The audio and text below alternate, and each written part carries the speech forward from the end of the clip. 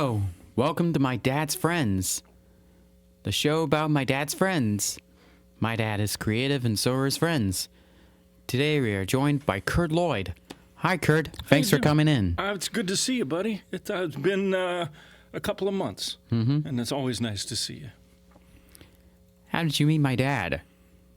How did I meet your dad? You and I have a mutual friend named Mark Major. He was on your show. Rest in peace. And he and I were talking one time, and he said that Marco had passed away, and that this big space, your dad was kind of overseeing it. And so Mark and I sat down and we drew up these plans for a production studio, and we brought them to your dad, and your dad, in the way that he does, got it done.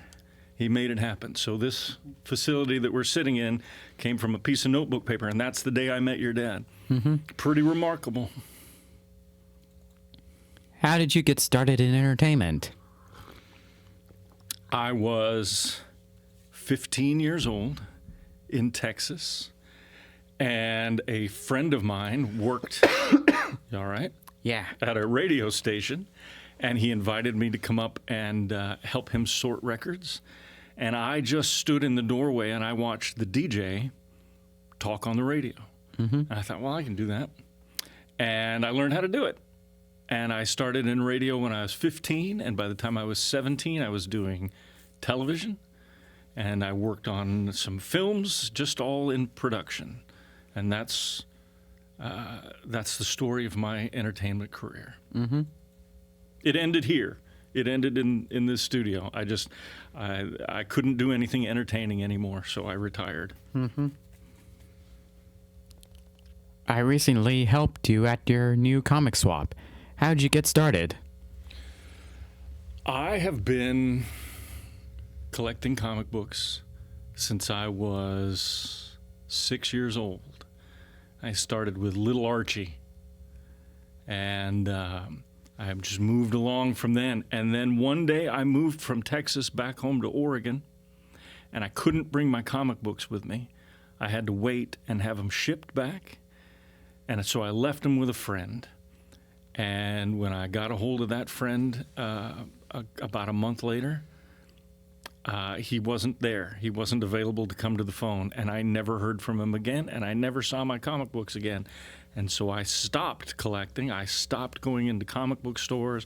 I gave up this great love of my life until I met my wife, and she worked for a comic book publisher just down the street, Dark Horse Comics. And I started going in the stores, and I loved it, and all I wanted to do was to give back to the community. And so I thought, what better way to do that than to set up a comic swap where people can come in and buy and sell comics. And I've done a couple of them, and you and your dad and your brother, they all came in, and you guys worked my last show. You had a table. Did you have fun? Yes. It was a good time. And so this is just all about giving back to people. Rather than just, taking and buying, just making sure that everybody's having a good time. Wait a minute, 1 second.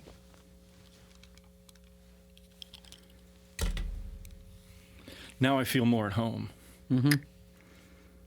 What is Boss Kitty? Boss Kitty is a yarn company that my wife and I own.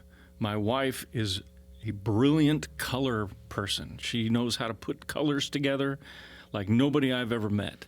And she wanted to learn how to dye yarn, so we had about $120 in the bank. We were broke.